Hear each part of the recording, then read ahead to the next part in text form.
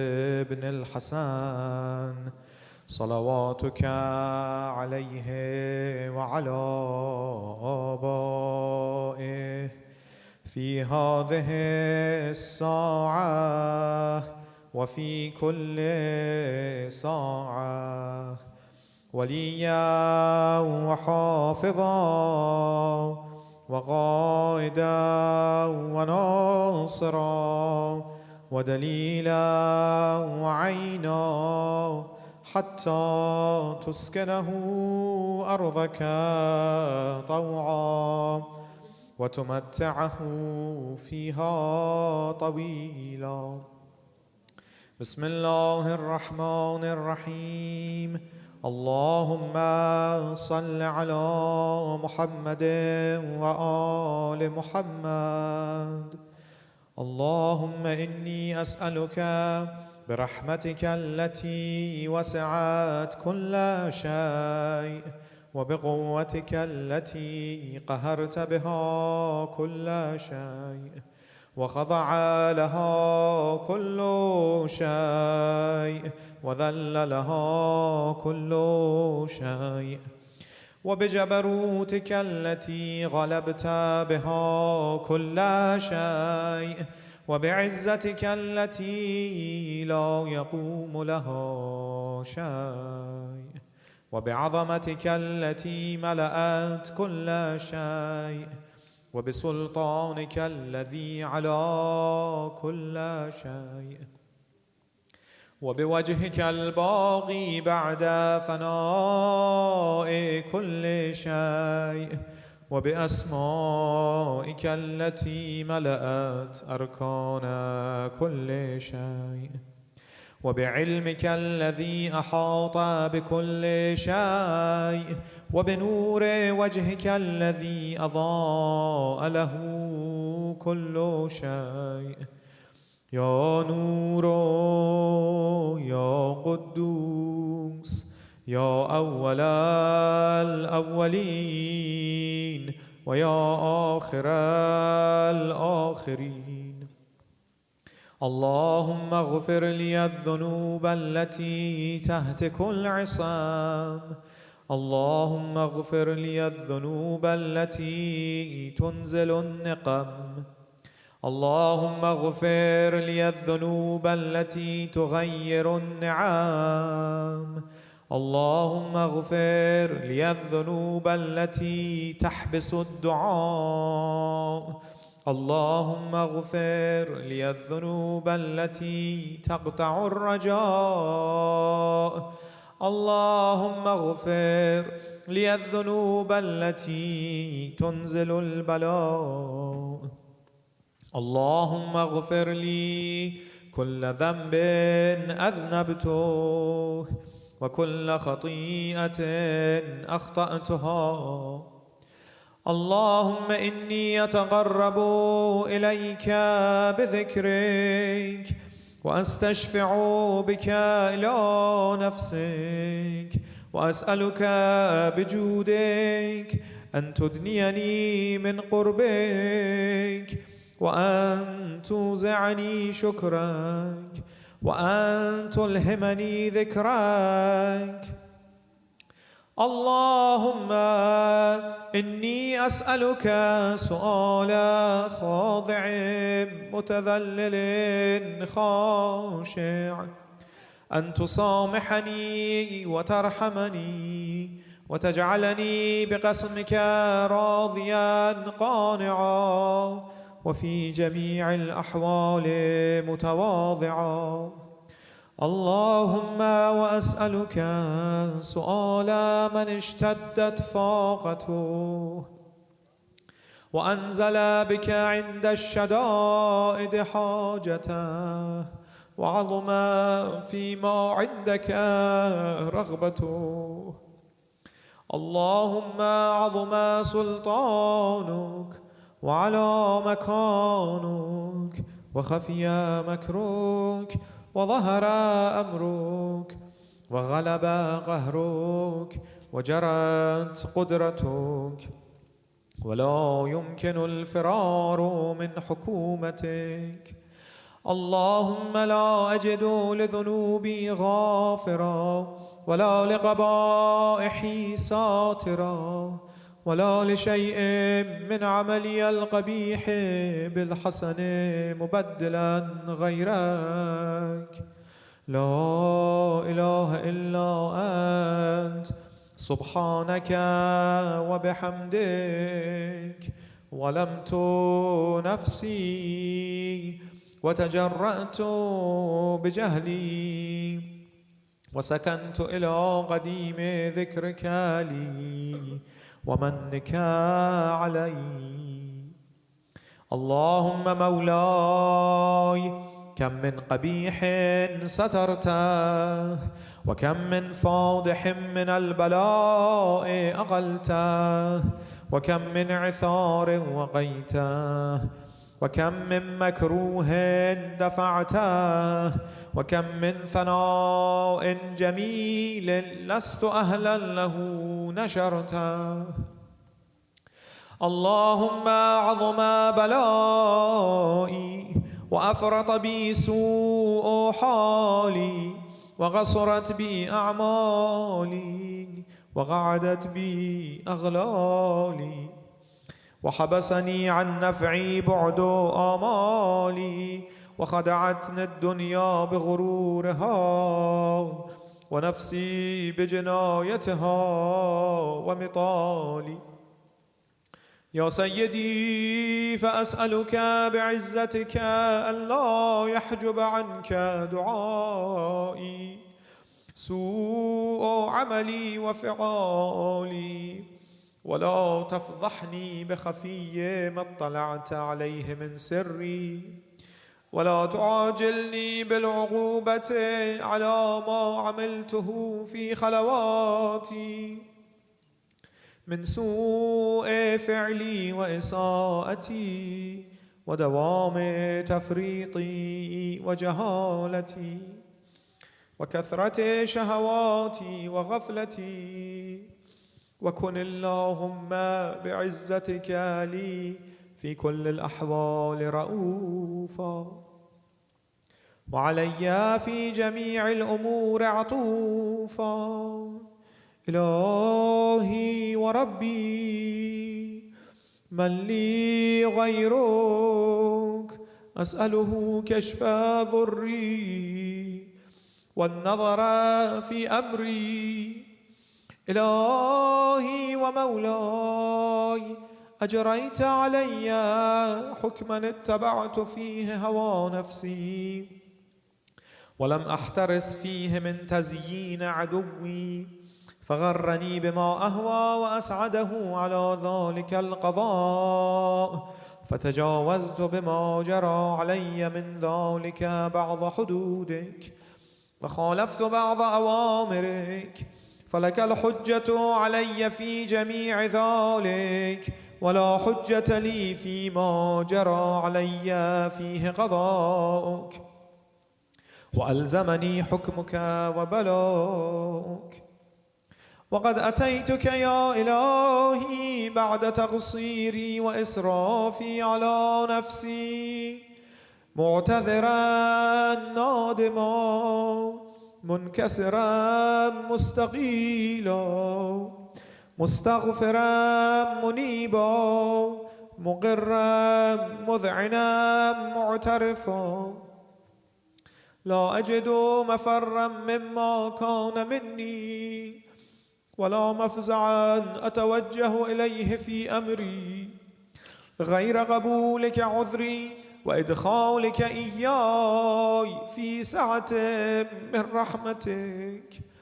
اللهم فاقبل عذري وارحم شدة ضري وفكني من شد وثاقي.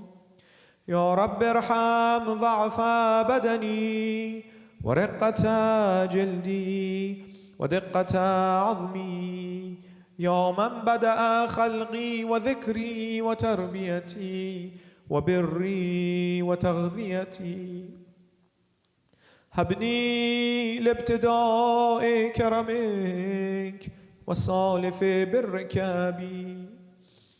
يا إلهي وسيدي وربي، أتراك معذبي بنارك بعد توحيدك، وبعد من طوى عليه قلبي من معرفتك، ولهج به لساني من ذكرك، واعتقده ضميري من حبك، وبعد صدق اعترافي ودعائي خاضعا لربوبيتك، هيهات أنت أكرم من أن تضيع من ربيته، أو تبعد من أدنيته، أو تشرد من آويته، أو تسلم إلى البلاء من كفيته ورحمته.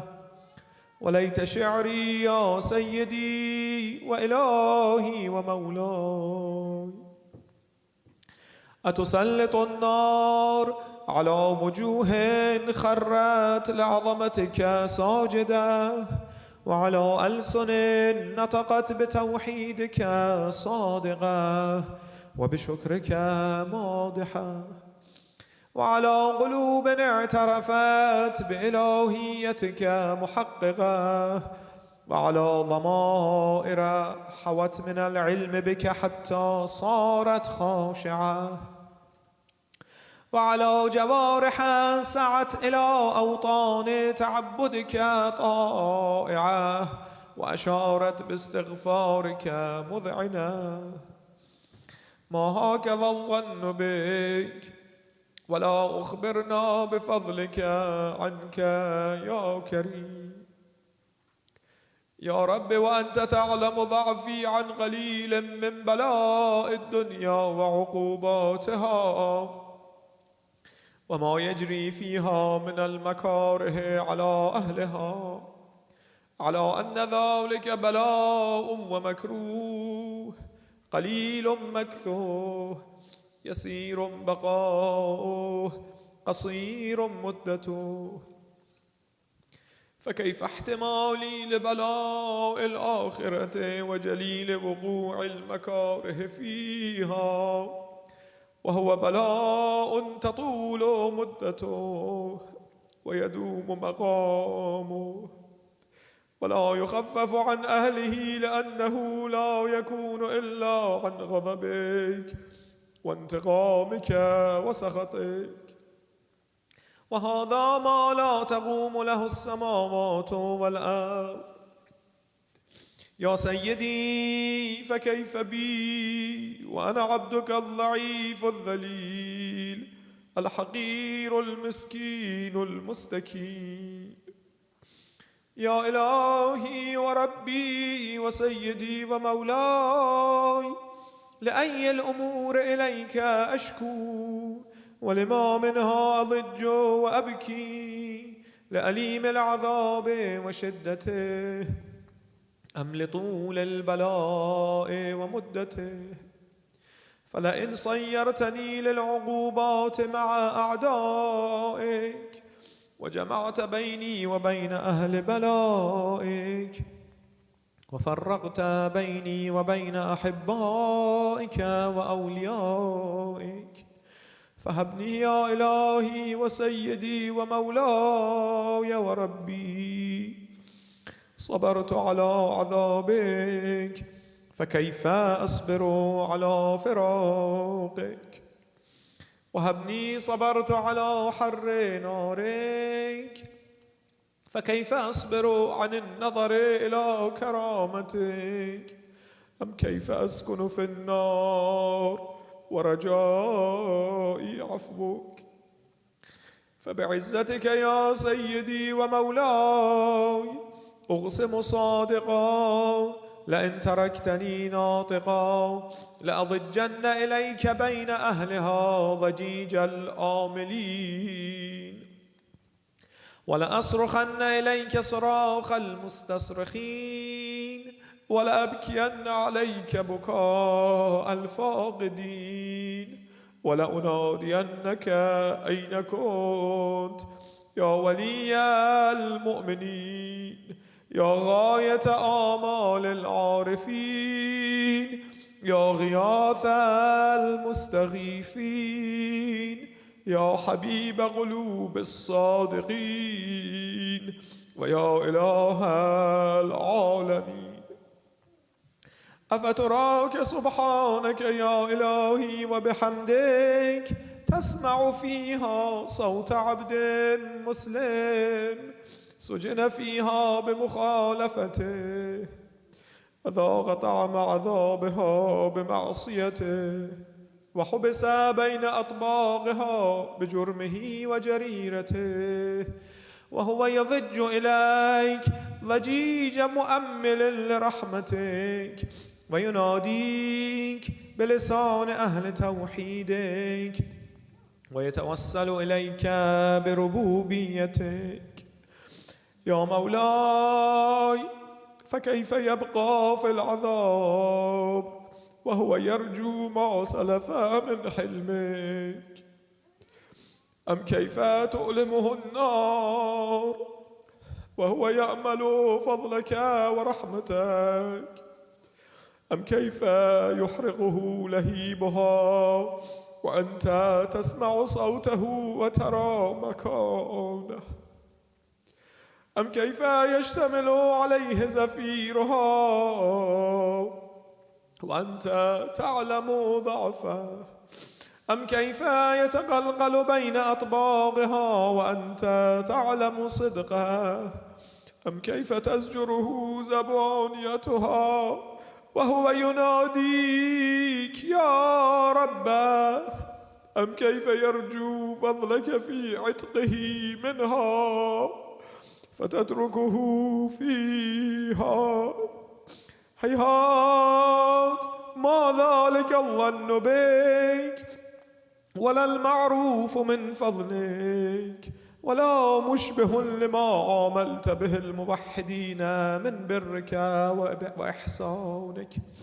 فباليقين أقطع لولا ما حكمت به من تعذيب جاحديك وقضيت به من إخلاد معانديك لجعلت النار كلها بردا وسلاما، وما كان لأحد فيها مقرا ولا مقاما، لكنك تقدست أسماؤك أقسمت أن تملأها من الكافرين من الجنة والناس أجمعين، وأن تخلد فيها المعاندين، وأن تجل ثناؤك قلت مبتدئا وتطولت بالإنعام متكرما.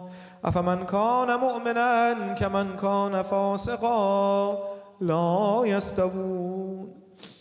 إلهي وسيدي، فأسألك بالقدرة التي قدرتها وبالقضية التي حتمتها وحكمتها وغلبت من عليه أجريتها، أن تهب لي في هذه الليلة وفي هذه الساعة كل جرم أجرمته، وكل ذنب أذنبته، وكل قبيح أسررته، وكل جهل عملته، كتمته أو أعلنته، أخفيته أو أظهرته، وكل سيئة أمرت بإثباتها الكرام الكاتبين الذين وكلتهم بحفظ ما يكون مني، وجعلتهم شهودا علي مع جوارحي، وكنت أنت الرقيب علي من ورائهم والشاهد لما خفي عنهم، وبرحمتك أخفيته وبفضلك سترته، وأن توفر حظي من كل خير تنزلوه أو إحسان تفضلوه أو بر تنشروه أو رزق تبسطوه أو ذنب تغفروه أو خطأ تستروه. يا ربي يا ربي يا رب، يا إلهي وسيدي ومولاي ومالك رقي، يا من بيده ناصيتي، يا عليما بضري ومسكنتي، يا خبيرا بفقري وفاقتي. يا ربي يا ربي يا رب، أسألك بحقك وقدسك وأعظم صفاتك وأسمائك أن تجعل أوقاتي في الليل والنهار بذكرك معمورة، وبخدمتك موصولة، وأعمالي عندك مقبولة، حتى تكون أعمالي وأورادي كلها وردا واحدا، وحالي في خدمتك سرمدا. يا سيدي يا من عليه معولي، يا من إليه شكوت أحوالي، يا ربي يا ربي يا رب، قو على خدمتك جوارحي، واشدد على العزيمة جوانحي، وهب لي الجد في خشيتك والدوام في الاتصال بخدمتك، حتى أسرح إليك في ميادين السابقين، وأسرع إليك في المبادرين، وأشتاق إلى قربك في المشتاقين، وأدنو منك دنو المخلصين، وأخافك مخافة الموقنين، وأجتمع في جوارك مع المؤمنين. اللهم ومن أرادني بسوء فأرده، ومن كادني فكده، واجعلني من أحسن عبيدك نصيبا عندك، وأقربهم منزلة منك، وأخصهم زلفة لديك، فإنه لا ينال ذلك إلا بفضلك.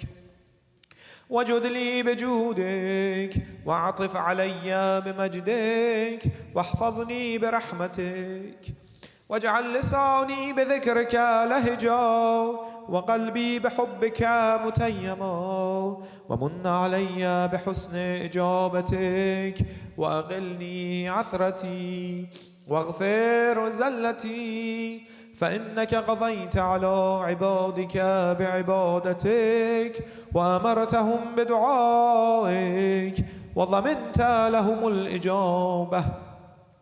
فإليك يا رب نصبت وجهي، وإليك يا رب مددت يدي، فبعزتك استجب لي دعائي، وبلغني مناي، ولا تقطع من فضلك رجائي، واكفني شر الجن والإنس من أعدائي. يا سريع الرضا، اغفر لمن لا يملك إلا الدعاء، فإنك فعال لما تشاء.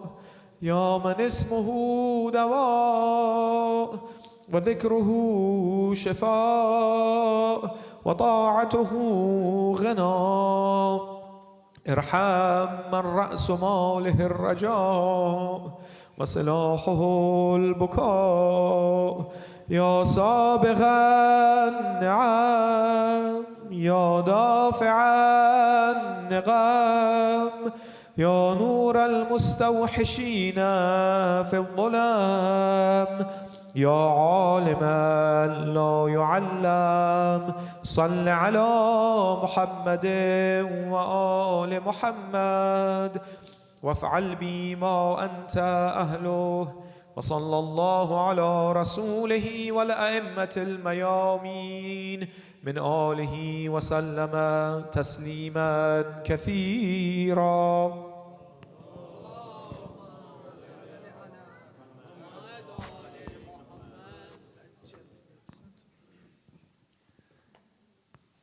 Let us recite Surah Al-Fatiha for the marhumin of our families, our community, and all mu'mineen and mu'minat. بسم الله الرحمن الرحيم الحمد لله رب العالمين الرحمن الرحيم مالك يوم الدين إياك نعبد وإياك نستعين اهدنا الصراط المستقيم صراط الذين أنعمت عليهم غير المغضوب عليهم ولا الضالين صلوات على محمد وآل محمد اللهم صل على محمد وآل محمد. Inshallah, we'll begin the majlis in just a few moments.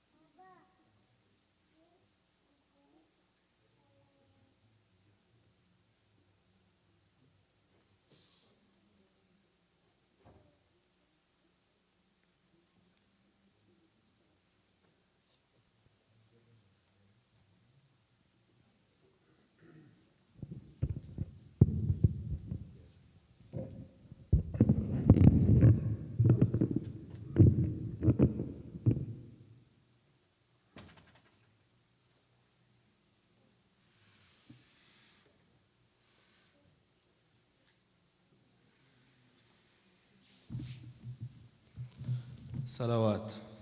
اللهم صل على محمد وآل محمد أجل. برای دیگر صلوات. اللهم صل على محمد وآل محمد أجل. أعوذ بالله من الشيطان الرجيم. بسم الله الرحمن الرحيم. ياسين والقرآن الحكيم إنك لمن المرسلين على صراط مستقيم تنزيل العزيز الرحيم لتنذر قوما ما أنذر آباؤهم فهم غافلون لقد حق القول على أكثرهم فهم لا يؤمنون إنا جعلنا في أعناقهم أغلالا فهي إلى الأذقان فهم مقمحون وجعلنا من بين أيديهم سدا ومن خلفهم سدا فأغشيناهم فهم لا يبصرون وسواء عليهم أأنذرتهم أم لم تنذرهم لا يؤمنون إنما تنذر من اتبع الذكر وخشي الرحمن بالغيب فبشره بمغفرة وأجر كريم إنا نحن نحيي الموتى ونكتب ما قدموا وآثارهم وكل شيء أحصيناه في إمام مبين. واضرب لهم مثلا أصحاب القرية إذ جاءها المرسلون إذ أرسلنا إليهم 2 فكذبوهما فعززنا بثالث فقالوا إنا إليكم مرسلون. قالوا ما أنتم إلا بشر مثلنا وما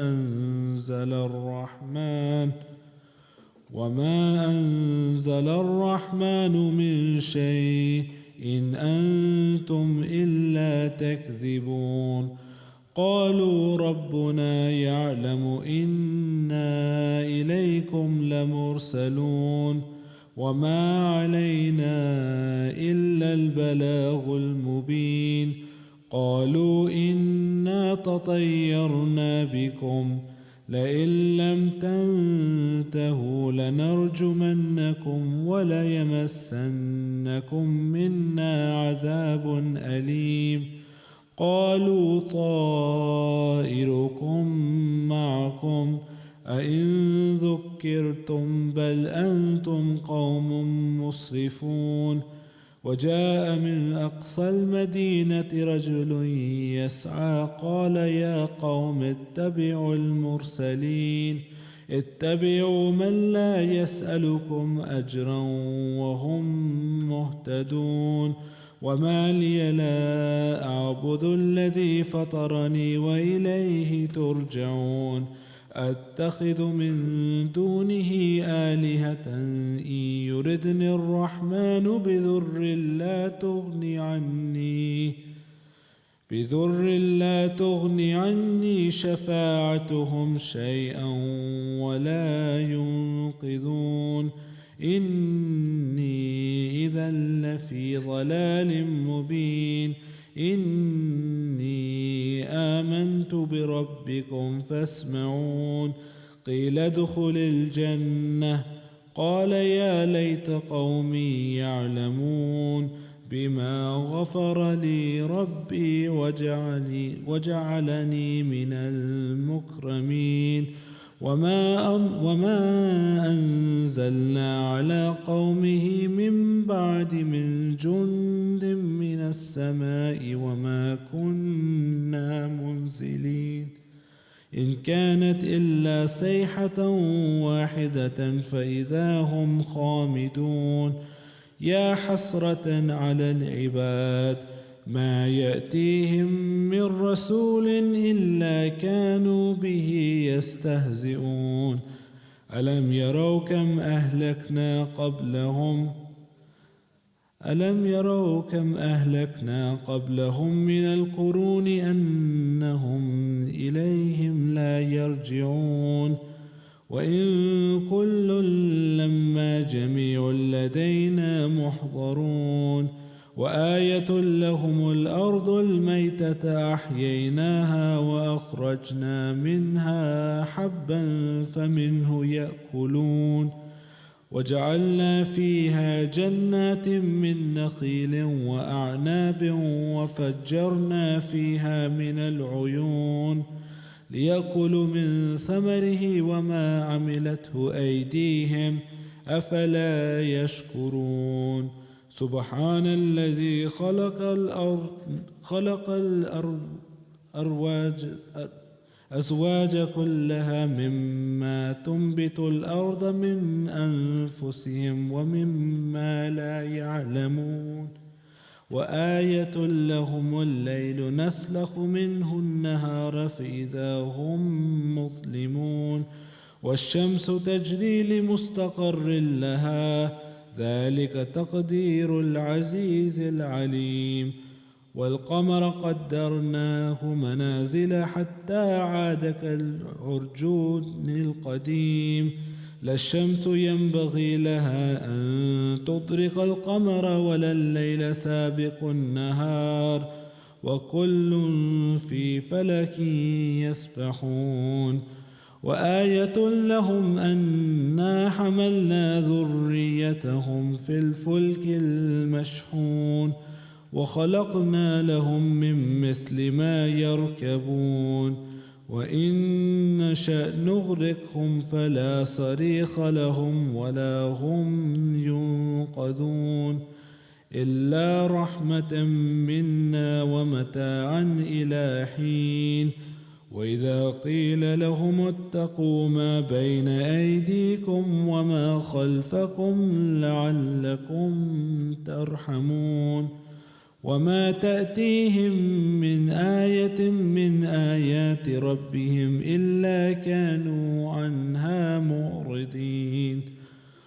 وإذا قيل لهم أنفقوا مما رزقكم الله قال الذين كفروا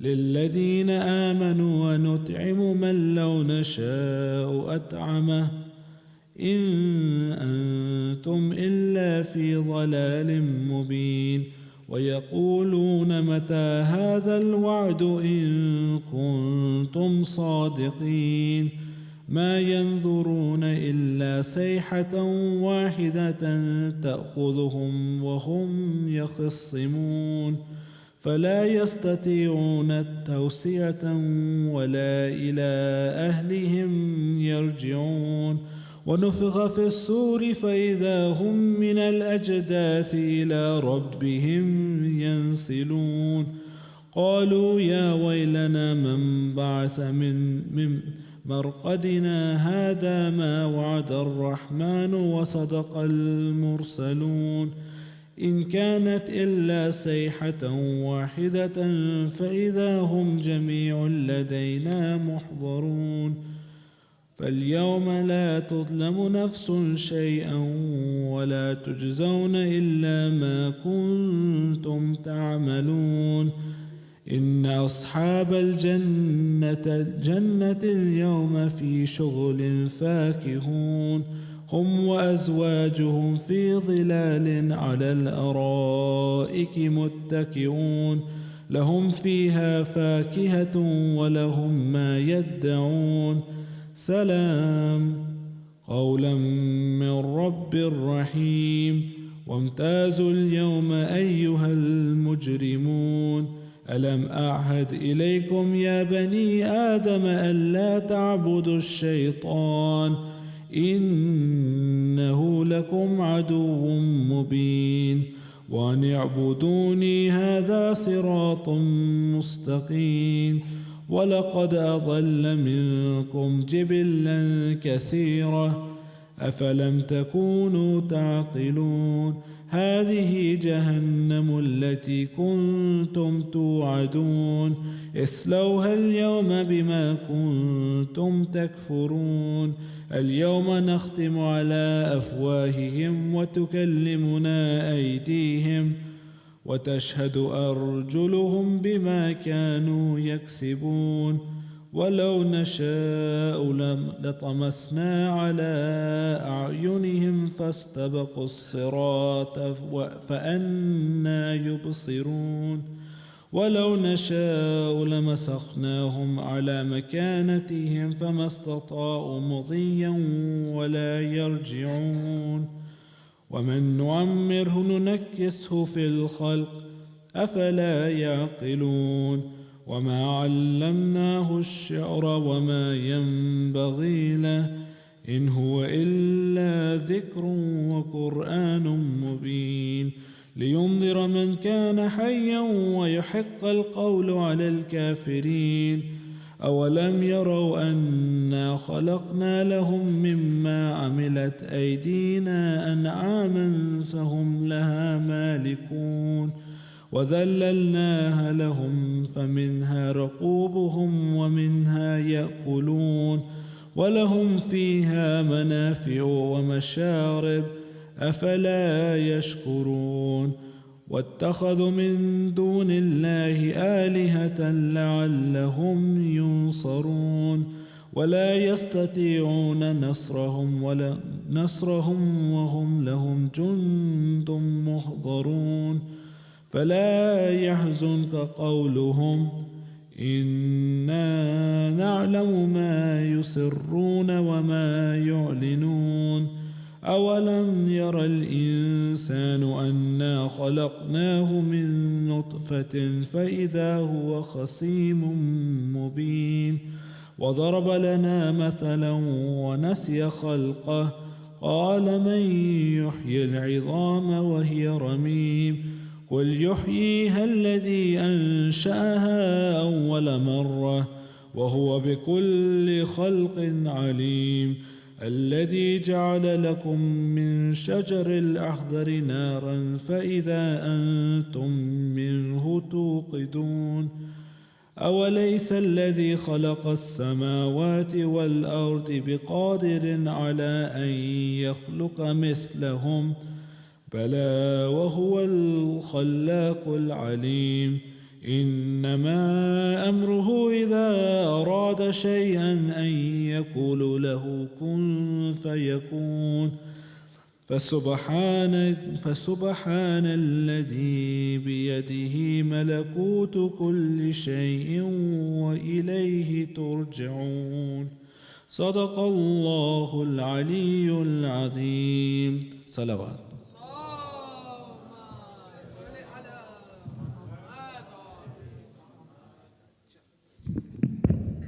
Please recite a loud salawat. Allahumma salli ala Muhammad wa ali Muhammad.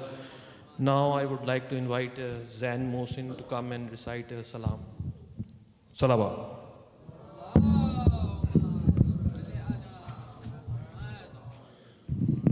Salawat.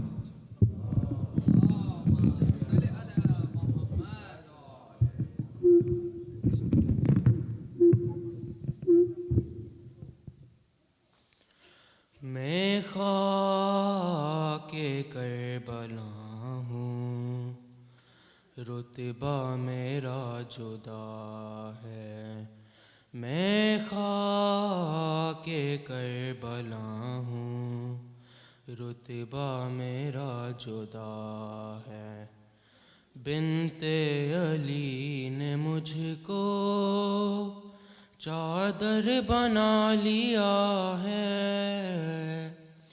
मैं खाके Karbala हूँ रुतबा मेरा जुदा है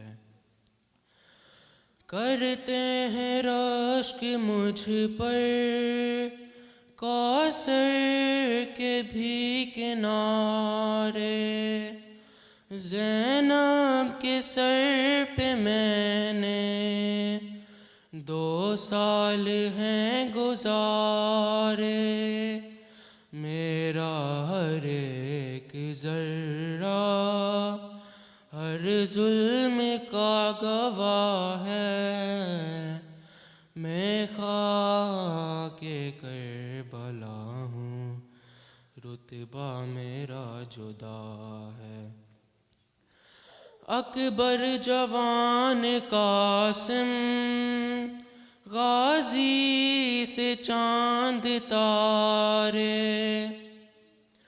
ज़ैनुल्लाबा ने मेरी आगोश में उतारी यानी लहू नबी का मुझ में मिला हुआ है मैं खाके करबला हूँ रुतबा मेरा जुदा है रोती हूँ याद कर कर रोती हूँ याद करके वो बेकसी का मंजर मौला छुपा रहे थे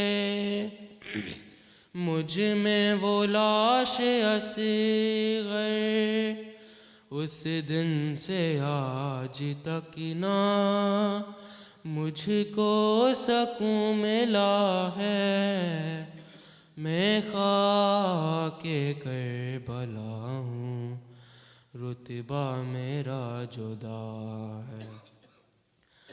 शोहदाए करबला के ज़ख्मों को मैंने चूमा, ज़हरा की बेटियों के कदमों को मैंने चूमा। इस वास्ते ही मेरी तासीर में शिफा है। मैं खाके करबला हूँ, रुतबा मेरा जुदा है। अकबर की लाश पर जब शबीर जा रहे थे, उठते थे बैठते थे और लटखरा रहे थे। मंजर वो अभी मेरी आंखों में फिर रहा है। मैं खाके करबला हूँ, रुतबा मेरा जुदा है। आए ज़ायरीन मौला, चलना चलना यहाँ संभल कर। कुरान फातिमा का बिखरा हुआ है मुझ पर, ना जाने किस जगह पर किसका लहू गिरा है। मैं खाके करबला हूँ, रुतबा मेरा जुदा है। बिनते अली ने मुझको चादर बना लिया है। मैं खाके करबला हूँ, रुतबा मेरा जुदा है। सलवात।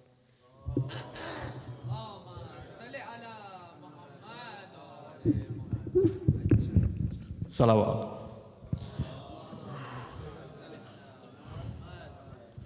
Now I will request Brother Babar Mehdi to come and recite a salam. Salawat.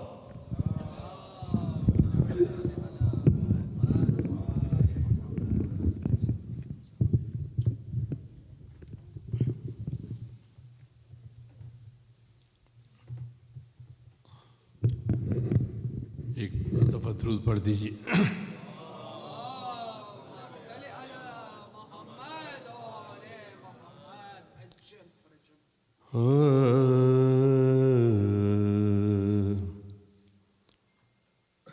ऐन से ऐन इबादत का सरंजाम हुआ। ऐन से ऐन इबादत का सरंजाम हुआ। लाम वो लाम के जिस लाम से इस्लाम हुआ। ये से यावर हुए मुश्किल में हर एक बंदे के। सदके इस नाम के क्या खूब अली नाम हुआ। दुरूद पढ़िए मोहम्मद आले मोहम्मद।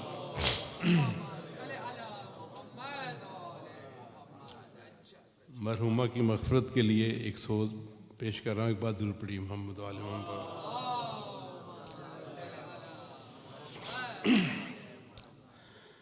माँ कहती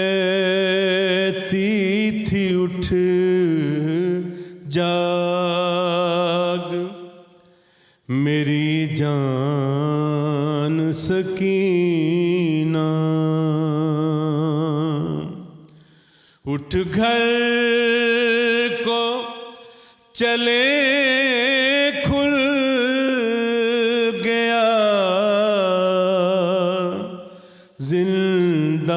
जिंदान सकीना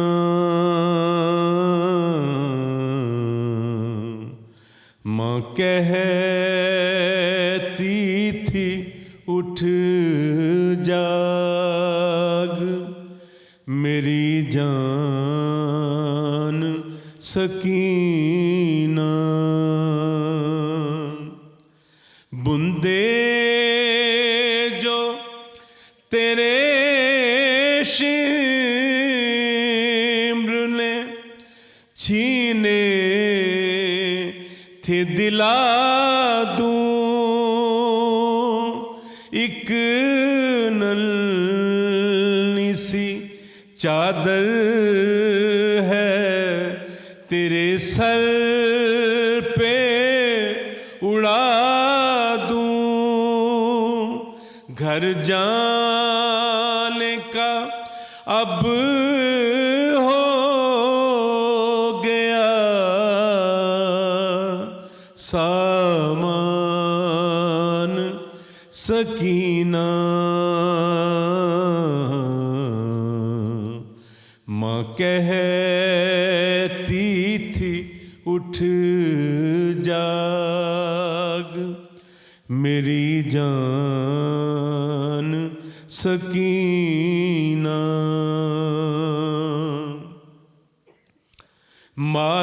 मासूम से गालों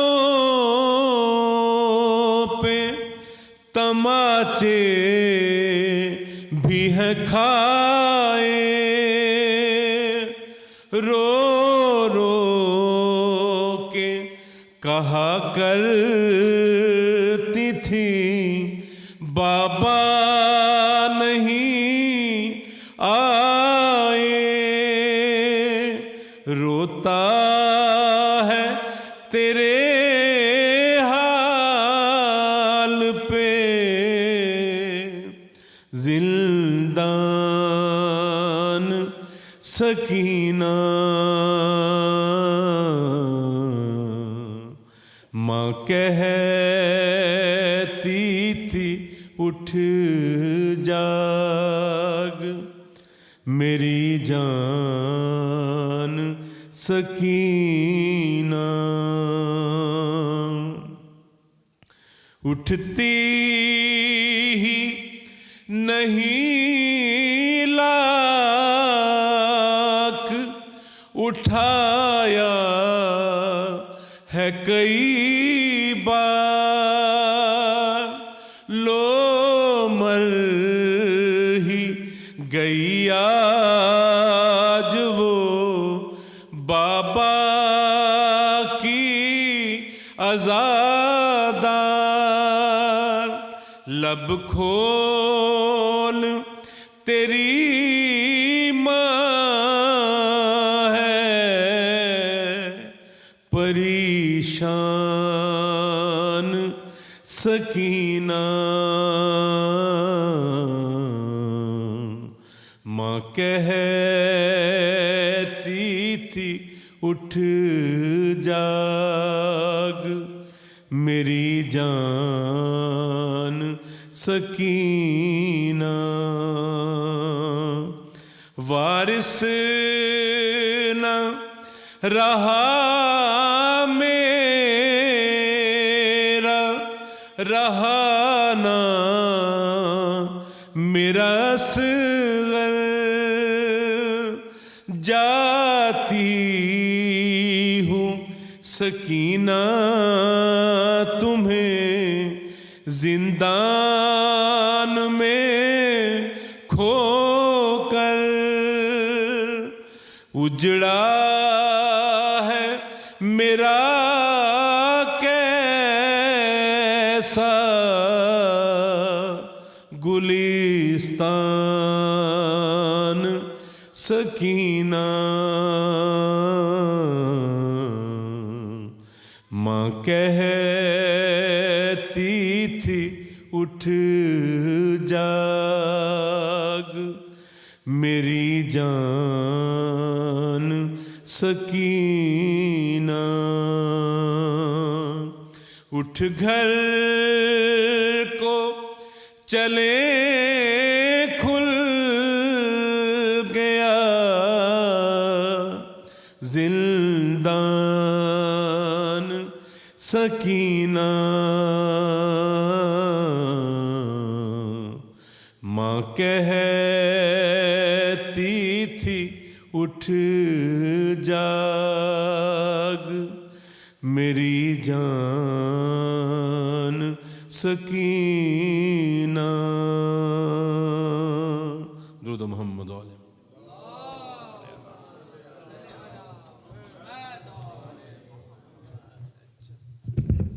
Salawat. Allahumma salli ala Muhammad wa ali. Now I request Agha Sulayman Hassan Apti Sahab to come and address today's Majlis Azza. Salawat.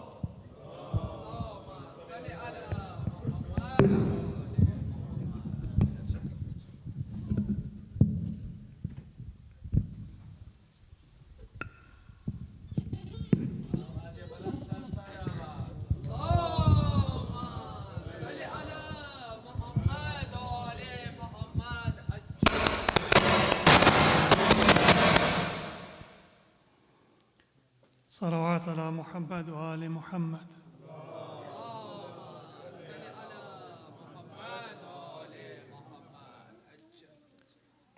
سورة الفاتحة. بسم الله الرحمن الرحيم. الحمد لله رب العالمين الرحمن الرحيم مالك يوم الدين إياك نعبد وإياك نستعين اهدنا الصراط المستقيم صراط الذين أنعمت عليهم غير المغضوب عليهم ولا الضالين. أعوذ بالله من الشيطان الرجيم. بسم الله الرحمن الرحيم. الحمد لله رب العالمين بارئ الخلائق أجمعين والصلاة والسلام على سيدنا ونبينا أبي القاسم محمد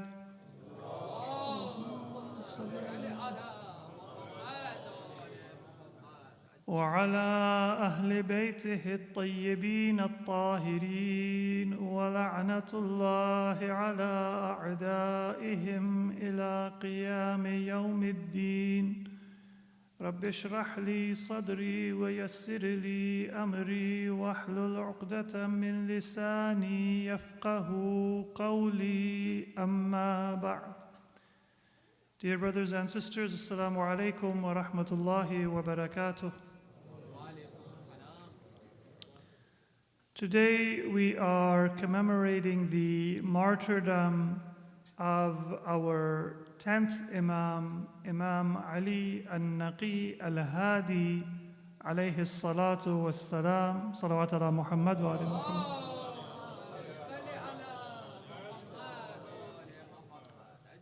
According to some narrations, our 10th Imam was martyred in the month of Rajab, and according to other narrations, he was martyred in the month of Jumada al-Thaniya, the current month. And so today we are commemorating his martyrdom. And it is also the 40th day anniversary of the death of the mother of one of our community members and a very hard worker and volunteer for this masjid. And whenever we have believers who give their time freely, without any expectation of financial reward, without any expectation of recognition or praise, for the sake of Allah, for the sake of Ahlul Bayt, for the sake of the community, then it doesn't reflect only on their character, it reflects on the character of those who raised them. And so when we remember the death of the mother of our beloved Muhsin Nadim, we can see in his dedication and his family's dedication to Ahlul Bayt and to serving our community, the love and the sincerity and the care with which his parents and with which his mother raised that family.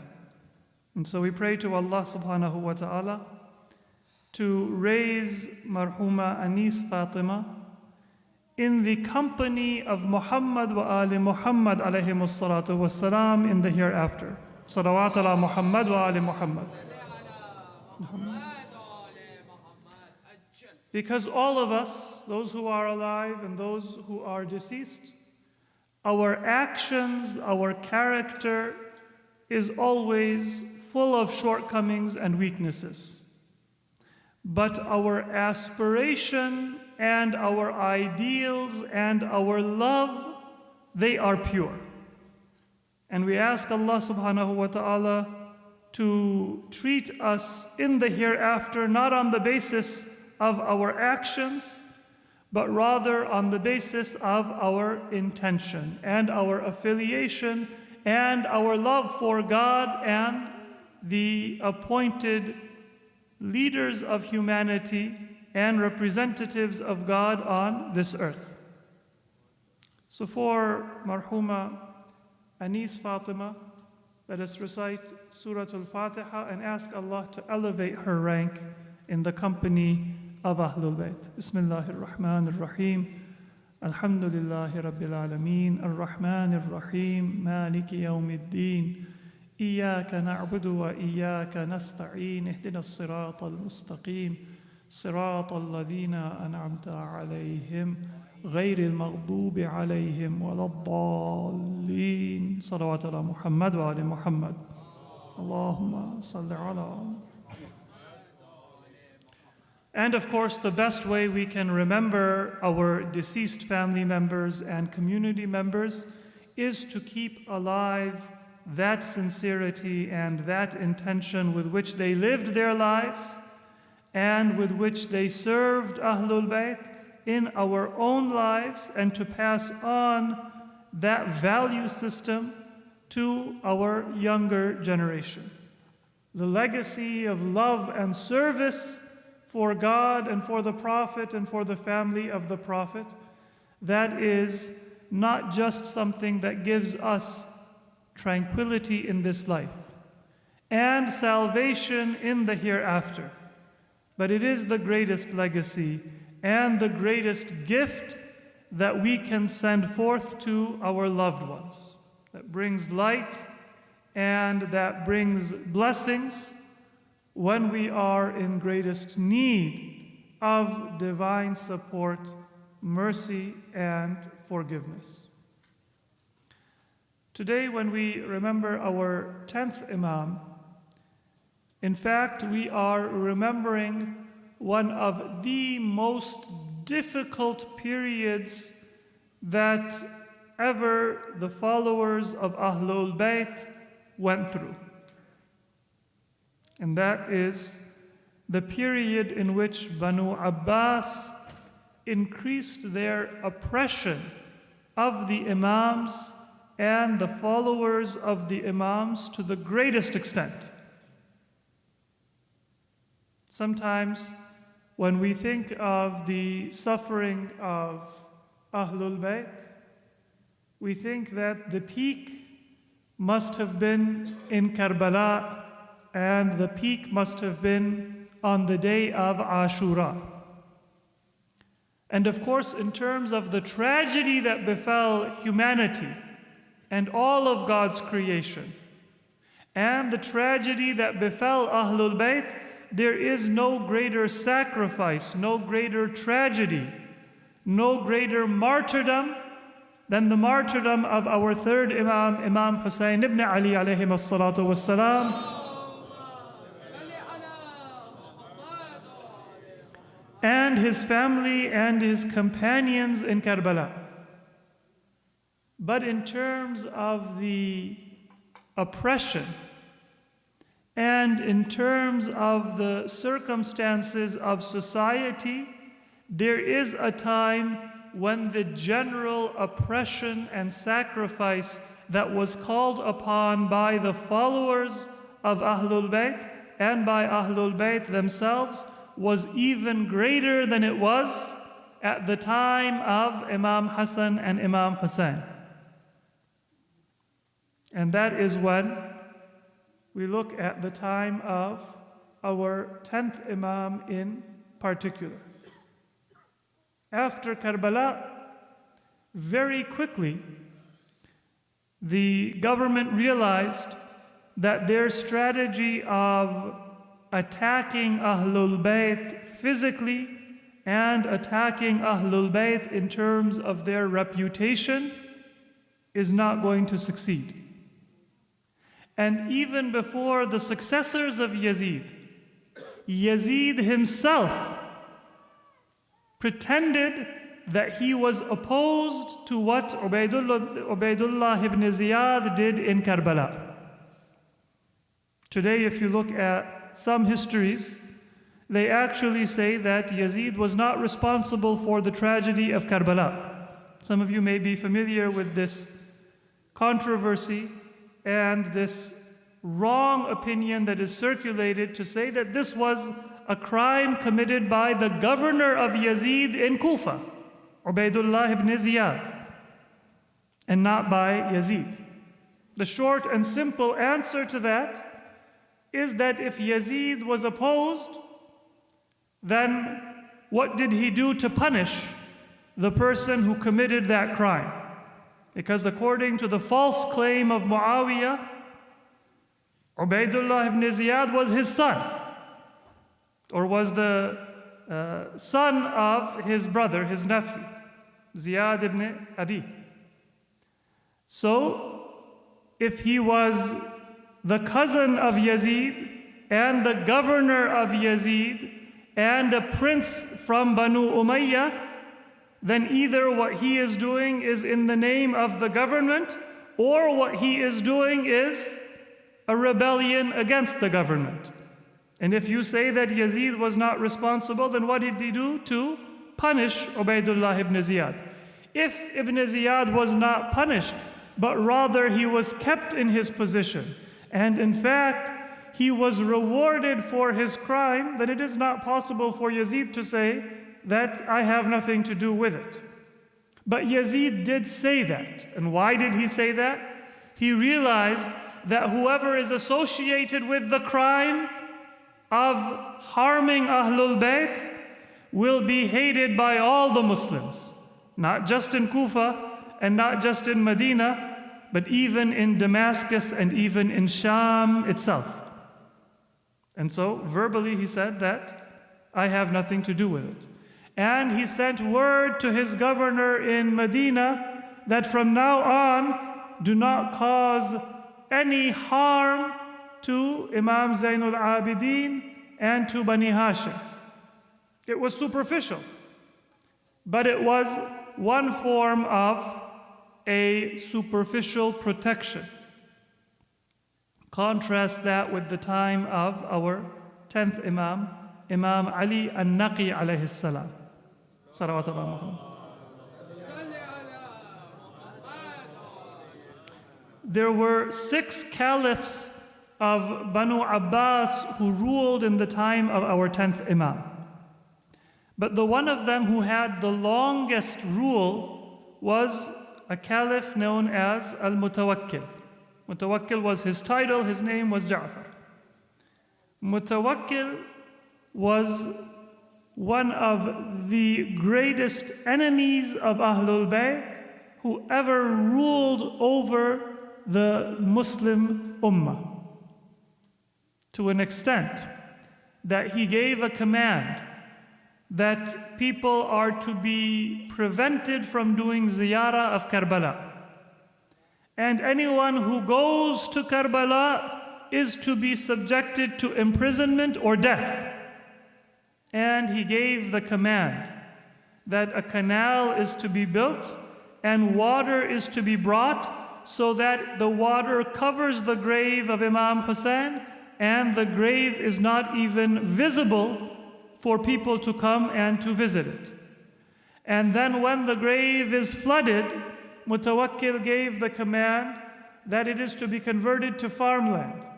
Trees are to be planted, crops are to be planted, so that within a few years people will think that it is just farmland like any other farmland, it is an orchard, and people will not even know where was the battle of Karbala and where was Imam Hussein buried, and the ziyarat will come to an end. That is not something that Yazid or those who came after Yazid ever thought that they would be able to do. So these were the circumstances that our 10th Imam, he lived in. And there are a number of lessons for us in the way in which the Imam dealt with those circumstances, because we sometimes also feel like we are living in a time when society's values and priorities are completely opposed to our values and our priorities, and sometimes it might feel like it is a losing battle to keep your faith and to keep your values. And if you ever feel like everyone is going in one direction, a materialist direction, an anti-religious direction, if even our most basic and our most cherished values are being questioned, and now we wonder, is it even possible to keep our faith? Is it even possible to pass on our religion and our faith to our children? Then it is a source of great strength and inspiration to see the visible help of Allah subhanahu wa ta'ala that came to those who lived in times even more tragic and even more difficult than our own. And that is one of the lessons that we learn from the life of our 10th Imam. So briefly, let us take a look at those circumstances. Imam al-Naqi alayhi salam was born in the year 212 after the hijrah of the Prophet to Medina. That is about 200 years after the time of the Prophet. And he became the Imam at the age of 8 in the year 220 after the hijrah. 210 years. Just to give us an idea of what 210 years means, if you look at US history, 210 years ago was the War of 1812.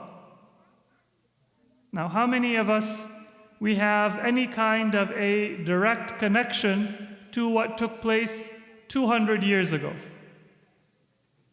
When the Mughal Empire still existed, although it was weakened, but in name it was still governing the environs of Delhi. When the United States was a new country and it was fighting a war for its existence with Great Britain.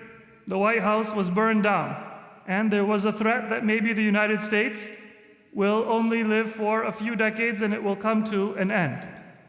So, you can just imagine that 200 years is a long time. We read about it in history, but the Mughal Empire is not something that's part of our memory. The War of 1812 is not something that is part of our memory. So in the time of our 10th Imam, Imam Ali al-Naqi alayhi salatu wassalam,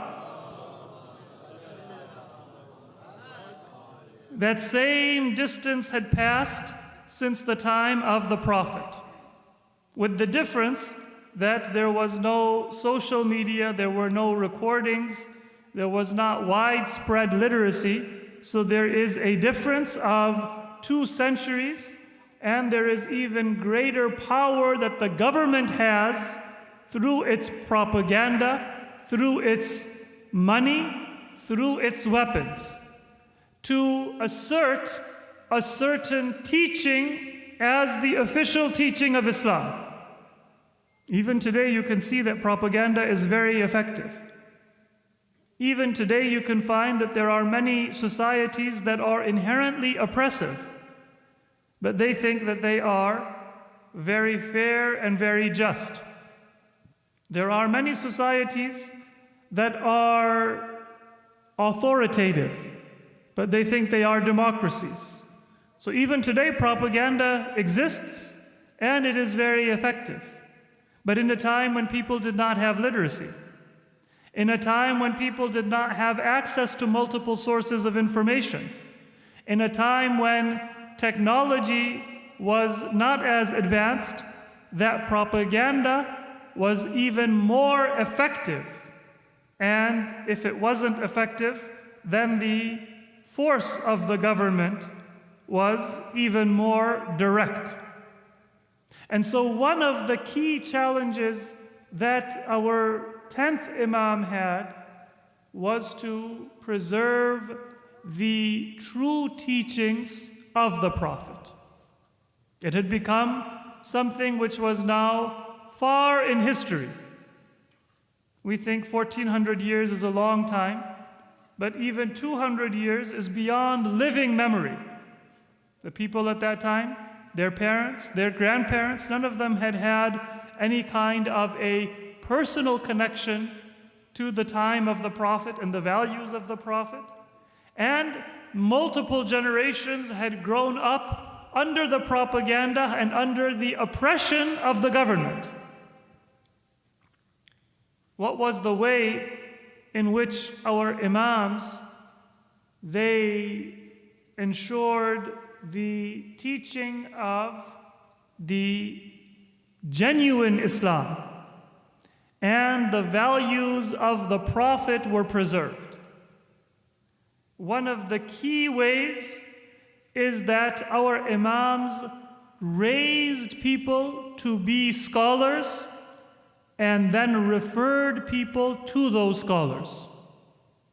Some of you may have heard the name Abdul Azim al-Hassani. And those of you who go for ziyarat to Iran, there is one Imam who is buried in Iran. That is our 8th Imam, Imam Ali ibn Musa al-Rida alayhi salatu wassalam.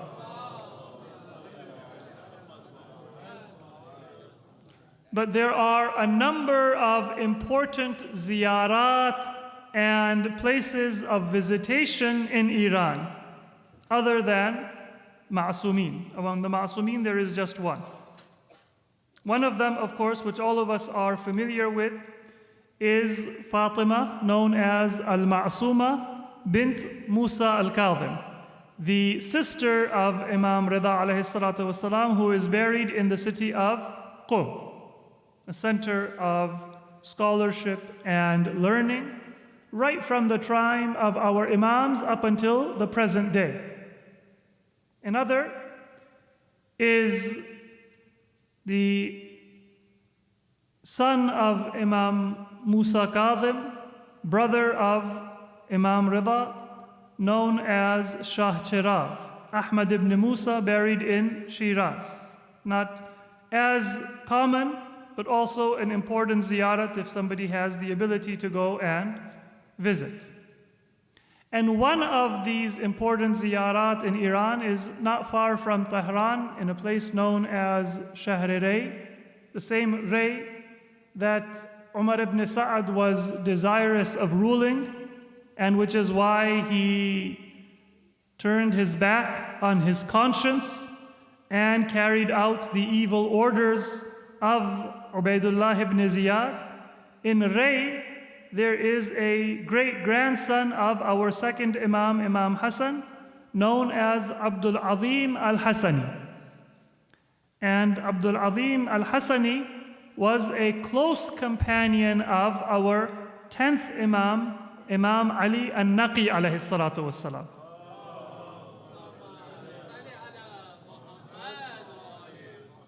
Now, sometimes when people, they feel that they are members of a very honorable family or that they have their own claim to fame, they become jealous of somebody who has been given knowledge or somebody who has been given authority by Allah subhanahu wa ta'ala. Prophet Yusuf was a prophet, and his brothers were the sons of a prophet. They were the sons of Prophet Yaqub. But the brothers of Yusuf alayhi salam, they were jealous of the honor that Allah had given their brother, and so they had animosity towards him. Just like some members of the family of our own Prophet Muhammad Mustafa sallallahu alaihi wasallam were jealous of him.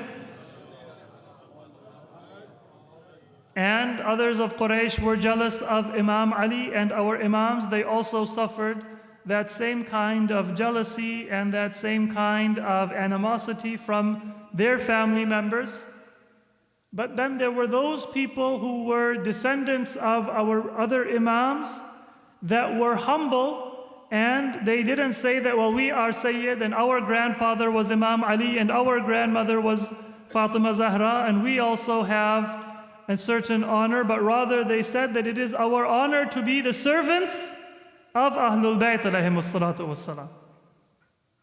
Sometimes even people like me, we might say that I have just one little speck of knowledge, and so society owes me something. Or maybe somebody thinks that, well, I have served the community, I have volunteered for 5 years, 10 years, 20 years, and so now I deserve some recognition, or I deserve to be put on a pedestal. But look at somebody like Abdul Azim al-Hassani, who was held in great esteem by the society because he was a direct descendant of Imam Ali and Lady Fatima. And he was a scholar and he was a faqih. If he wanted to claim that I have an authority and I have a right to leadership, then in a place like Ray, which did not have any other access to an imam or to a ma'soom, he could have claimed whatever authority he wanted. And thousands of people would have followed him. The proof is that other people did that. And they made their khanaqah, or they made their own place of authority, and they became the pir, they became the rulers of their small territory. But Abdul Azim al-Hassani, his entire life was spent in propagating the teachings and the wilayat of the Imams. So one of the students trained by Imam Ali Naqi was Abdul Azim al-Hassani. And this is why it has been so highly recommended to visit his grave. If you ever have the tawfiq to go for ziyarah of Imam Rida alayhi salam, after the ziyarat of Imam Rida, definitely go and visit Fatima al-Ma'suma in Qom, and definitely visit Abdul Azim al-Hassani, better known as Shah Abdul Azim, in Ray. Another of the companions of our 10th Imam was Uthman ibn Sa'id al-Amri. Some of you may be familiar with the name Uthman ibn Sa'id al-Amri, and if you are not familiar with the name, then you are familiar with his title. You know that after the ghaibah of our 12th Imam, Imam Mahdi alayhi salatu wassalam, salawatullah Muhammad, the Imam had 4 representatives, 4 ambassadors, known as the Nuwab, or known as the Sufara. Nuwab, plural of Na'ib, meaning representative. Sufara, plural of Safir, meaning ambassador. You all are familiar. The first of those Nuwab, or representatives, was Uthman ibn Sa'id al-Amri. And he was a student and somebody trained and raised by our 10th Imam, Imam Ali Naqi alayhi salam. He was a faqih, a scholar. And he led the community under the indirect guidance of the 12th Imam at the very beginning of the ghaibah, at the most difficult and sensitive time of the lesser occultation, the ghaibat al-sughra. So these are just 2 examples, and we can mention other examples, Hassan ibn Rashid, others who were fuqaha. The way in which Imam Ali Naqi preserved the identity of the Shia in that most difficult time was by raising people who were scholars and whose knowledge of the teachings of Ahlul Bayt was not based on habit or tradition or what is comfortable and what is easy, but rather was based on what is genuine and what is true.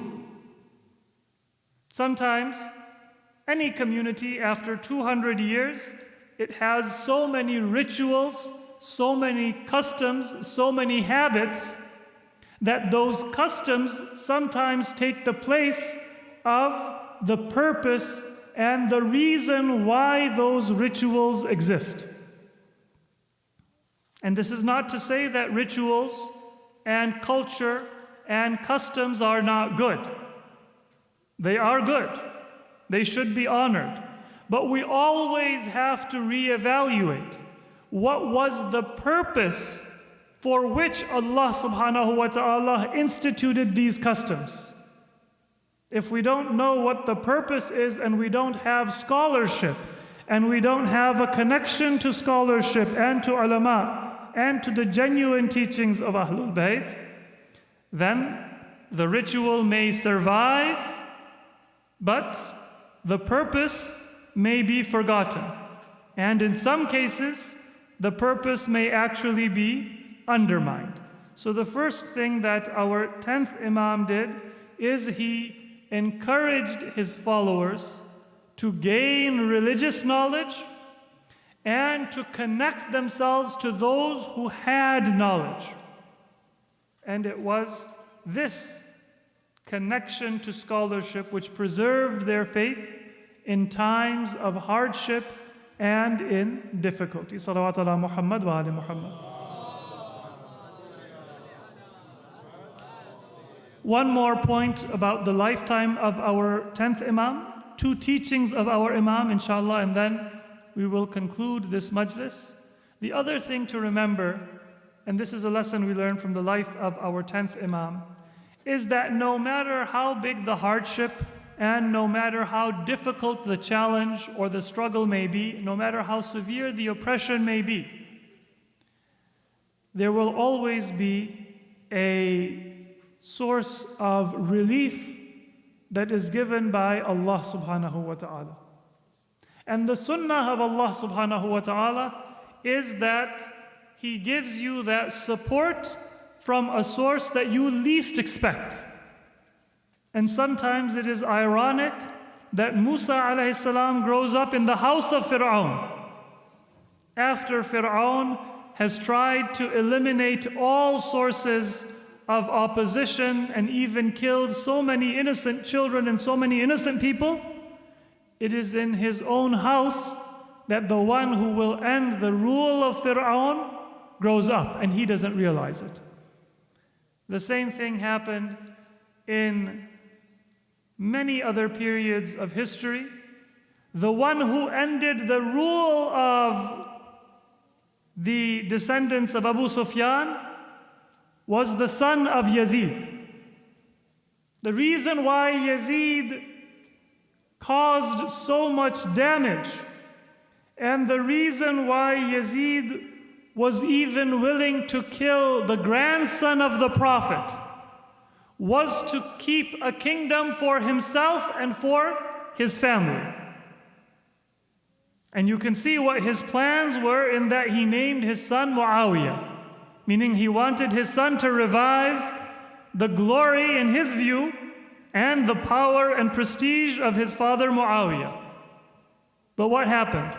After he had caused his own soul to be destroyed, and he had committed the greatest crime in history, his son, even though his name was Muawiyah, said that I want to have no part, I want nothing to do with the evil and the oppression of my father and my grandfather. The members of Banu Umayyah said, fine, if you don't want to be a king, then at least appoint somebody so that your family continues to rule. At least keep the kingdom in the family. And Muawiyah, the son of Yazid, he said that if I am not going to enjoy it for myself, then I am not going to pass it on to anybody else either. And because of that, the rule of Yazid and the family of Yazid and Muawiyah and Abu Sufyan, it came to an end. And after a struggle that lasted years, Abdullah ibn Zubayr on one side, Marwan ibn al-Hakam on the other side, the kingdom passed to the family of Marwan.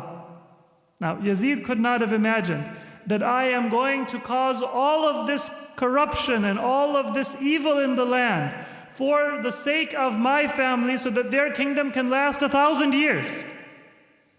And what happened? Their kingdom didn't even last 5 years. This is the plan of Allah subhanahu wa ta'ala, that you think that when oppression comes to an end, then there is nothing left, but Allah will provide assistance. And the same thing happened in the time of our 10th Imam. There was the Yazid of his time, Mutawakkil.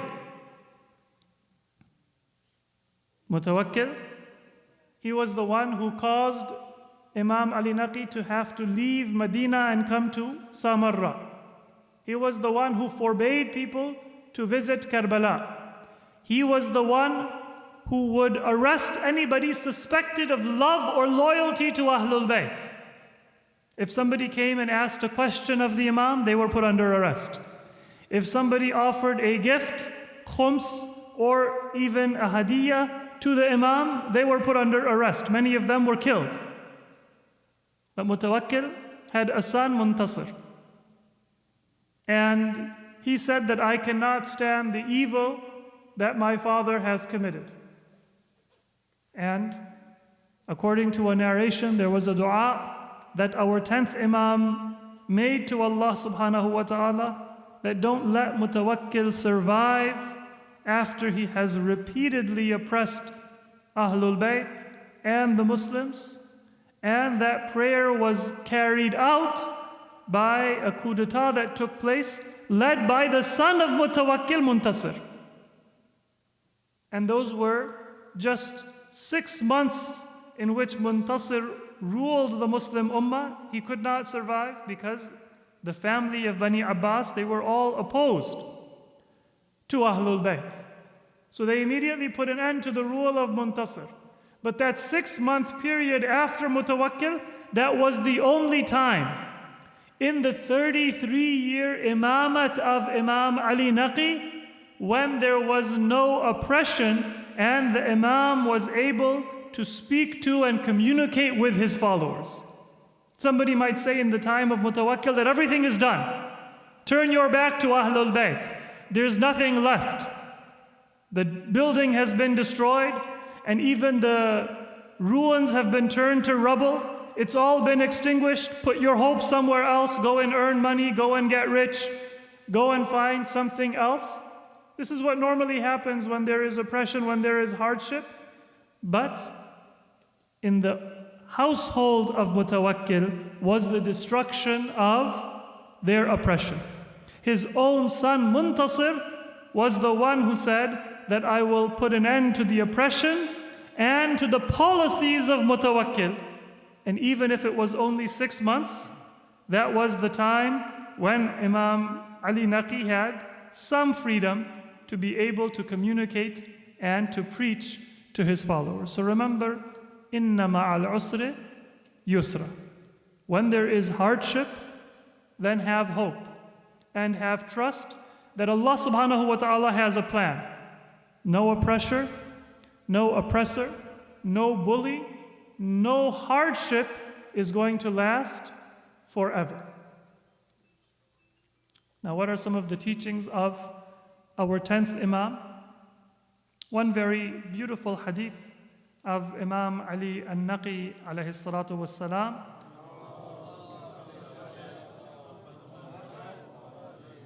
is, he says, الناس في الدنيا بالأموال وفي الآخرة بالأعمال. This is very simple, very straightforward hadith. You don't even need a translation. If you don't speak Arabic, you can remember it in Arabic. الناس في الدنيا بالأموال. In this world, الناس, the people, are measured and honored on the basis of their money. You can have somebody with very little education and very little character, But if they are rich, they can become a celebrity. They can say something foolish, but people will listen to what they are saying. And there might be somebody else who is educated, who is wise, who is experienced, but because they are poor, nobody will pay attention to what they are saying. They won't have the respect. Nobody will stand up for them and say that I want to be associated with this person. Nobody will say that, you know what, they are my second cousin, I went to high school with them. If somebody is wealthy, then even if a person passed them by on the street, they'll remember it. That this is the day that I was eating in this restaurant and such an actor, such and such a sports hero, such and such a celebrity, such and such a billionaire, they were there, I saw them. Even if they have no redeeming characteristics that give them the worthiness to be honored or remembered in that way. النَّاسُ فِي الدُّنْيَا بِالْأَمْوَالِ. Their wealth, and wealth is also their fame, their popularity, their talents, their notoriety. That's what gives them honor. But وَالنَّاسِ فِي الْآخِرَةِ بِالْأَعْمَالِ. Remember that in the akhirah, people will be valued by their a'mal. And remember, when the Imam says akhirah, the Imam is not saying in the future. What the Imam is saying is that the reality of a person's value, even in this world, is their a'mal, not their amwal. Because the akhirah is not something that comes in the future. The akhirah is what is lasting and what is real even in this world. So if I am a sinner, then I am in hell right now, but I am numb to what I am suffering.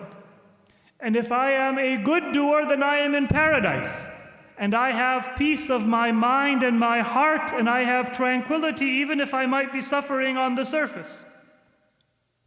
And so the reality of our worldly life is that it is our a'mal that are important. If I want to admire somebody, don't admire somebody because they are rich. Don't be envious of somebody because of what worldly possessions they have. If you want to admire somebody, and if you want to become like somebody, then choose a role model. Choose somebody who has a'mal that are worthy of being followed and become like them.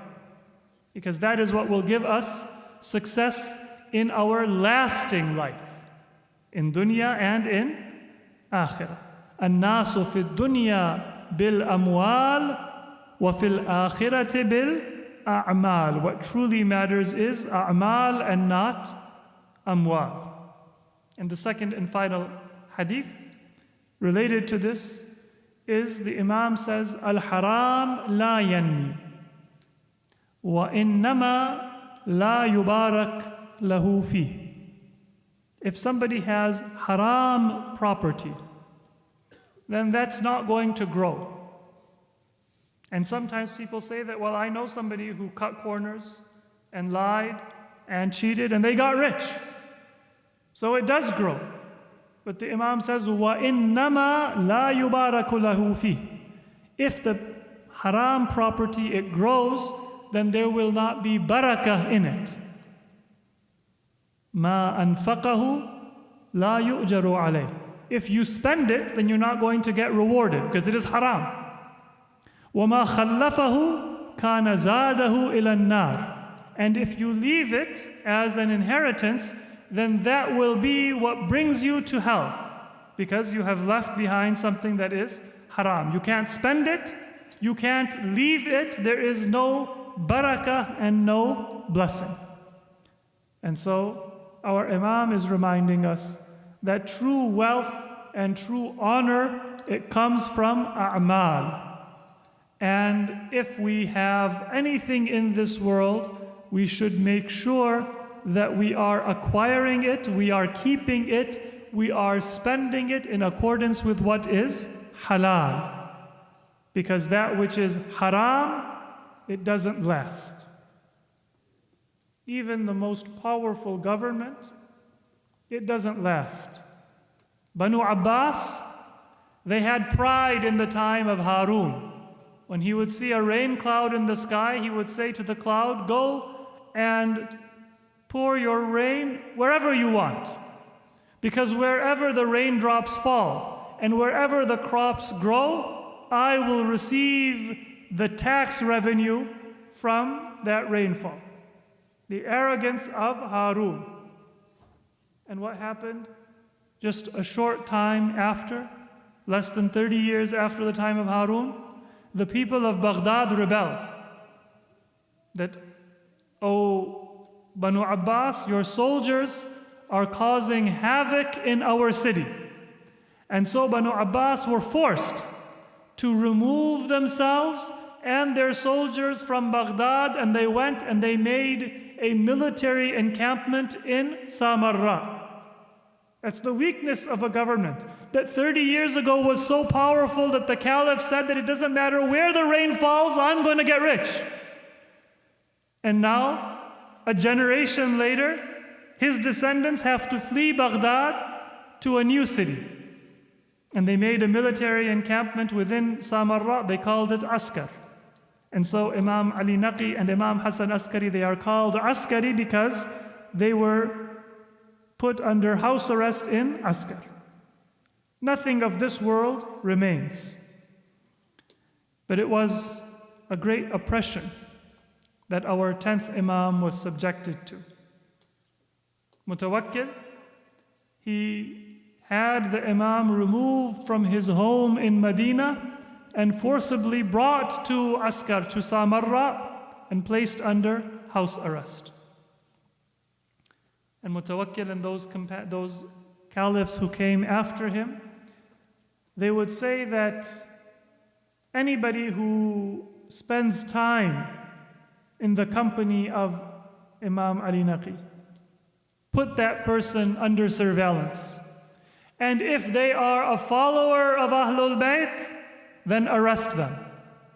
And it wouldn't just be the one person, but the entire family who would be cut off from their economic lifeline, from their social lifeline, and would be subjected to torture and imprisonment and every form of injustice.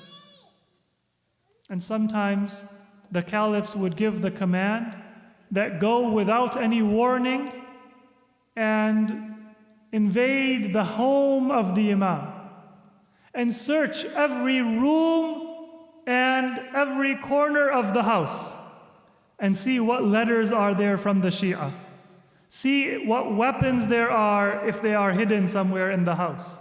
See what money there is and confiscate it. And so numerous times Imam al-Naqi would be in his home with his family, or he would be on the musalla doing dua. And all of a sudden the soldiers of the government, they would come and they would go in every corner of the house. They would search it, and then they would take the Imam and say, you must come in this current state, and you are being called to the presence of the Caliph. Sometimes when the Imam would be arrested in that way and brought to the presence of the Caliph would be in a gathering of alcohol or wine. Once Imam al-Naqi was brought in the presence of Mutawakkil, and Mutawakkil was so drunk that he didn't know what to say and how to respond. And in spite of the fact that the Imam had no weapons and no soldiers, he did his duty to warn Mutawakkil about the evils of injustice and drunkenness. And when Mutawakkil regained his conscience, his consciousness, he gave a command for Imam al-Naqi to be placed under the harshest arrest. This continued after Mutawakkil until the time of Mu'taz. And Mu'taz was the last caliph who ruled in the lifetime of Imam al-Naqi. He tried by various means to remove the mention of the Imam from the hearts of the people. False rumors, trying to defame the Imam, putting the Imam under house arrest, giving money to other people to make them take the place of the Imam.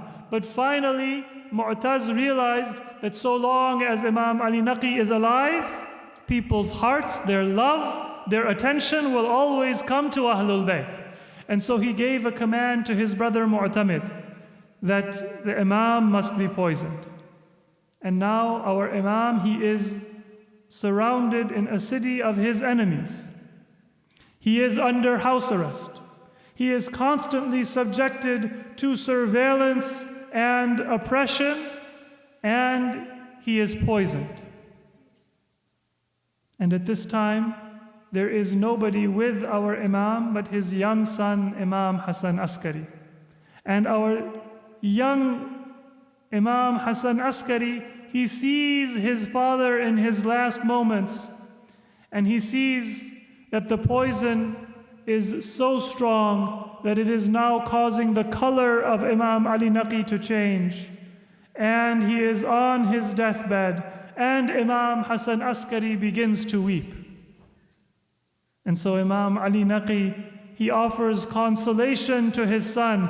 And what consolation could there be but to say that, "O my son, do not weep at your father, but remember the masa'ib of our grandfather Imam Hussein in Karbala. If you are standing before me and you see that I am poisoned, and you see that I am on my deathbed, and that there is no one else with us, and we are far away from our family in Medina, then imagine what it must have been like for Imam Zainul Abidin to see his father when they were alone in Karbala."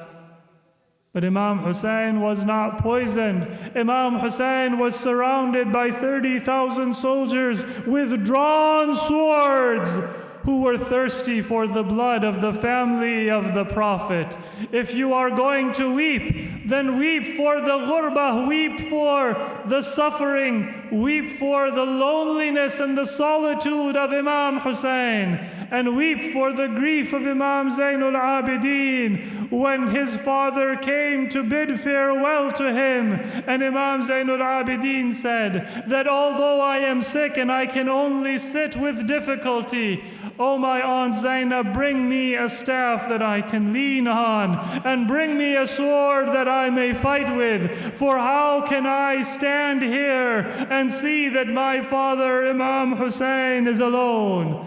And Imam Hussein said to his son that, "Oh my son, you will do jihad, but your jihad is not going to be with a sword. You will stand in the court of Ubaidullah ibn Ziyad. You will stand in the court of Yazid, and your jihad will be to stand up in the court of the tyrant when your family and the descendants of the Prophet are captives, and to stand up and preach the two teachings of Islam." And Imam al-Naqi alayhi salam said that, "Oh my son, if you see that I am now martyred, then your jihad will be to stand up after me and to lead these followers of Ahlul Bayt, the orphans of the Shia and the followers of Ahlul Bayt, and to keep them on the right path."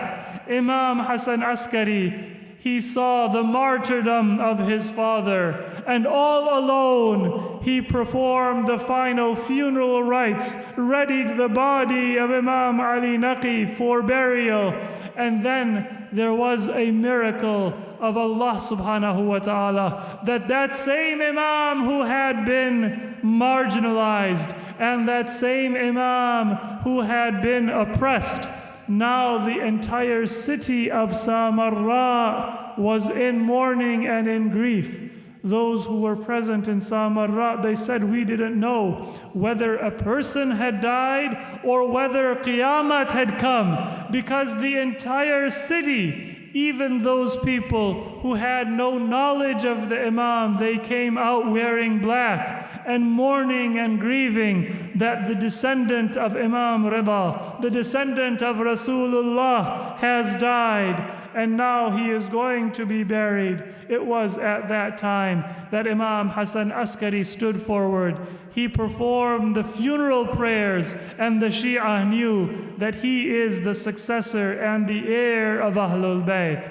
Salam to our fourth Imam, Imam Zainul Abidin, that just like Imam Hassan Askari, he had to bury his father alone. But when the burial was done, there were not thousands of people to come and to participate in the funeral, but rather Imam Zainul Abidin, he returned to a dungeon in Kufa, and he returned to the prison of Ubaidullah ibn Ziyad. He returned to the suffering and the hardship that Ahlul Bayt were subjected to after the martyrdom of Imam Hussein in Karbala. Inna lillahi wa inna ilayhi raji'un.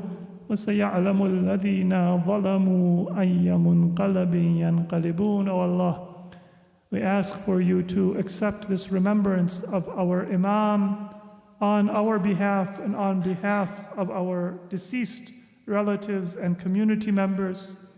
O Allah, for Marhuma Anis Fatima and for all of our Marhumin, grant them the highest rank in the company of Muhammad wa Ali Muhammad.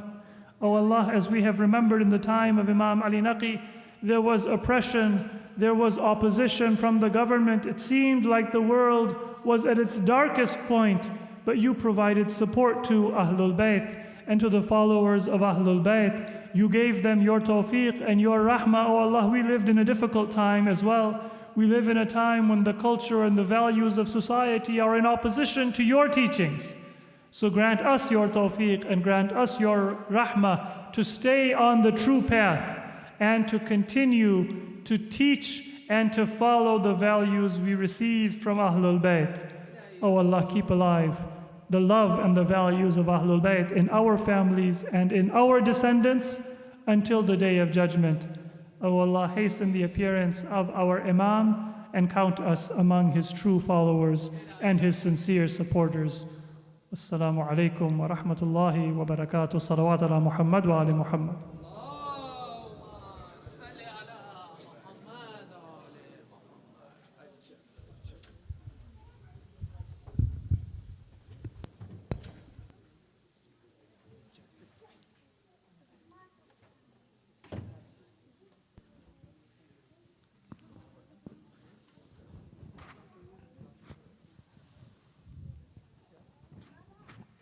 We'll stand for ziyarah.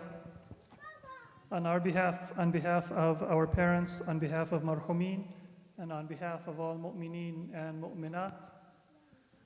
Assalamu alayka ya Rasulallah. Assalamu ala Aliyin Amir al-Mu'mineen. Assalamu ala Fatimat al-Zahra. Assalamu ala al-Hassan wal-Husayn Sayyiday Shabab Ahli al-Jannah. السلام على علي بن الحسين زين العابدين. السلام على محمد بن علي باقر علم النبيين. السلام على جعفر بن محمد الصادق. السلام على موسى بن جعفر الكاظم. السلام على علي بن موسى الرضا.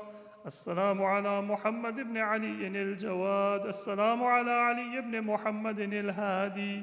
السلام على الحسن بن علي الزكي العسكري. السلام على الحجة بن الحسن القائم المهدي صلوات الله عليهم أجمعين. صلوات.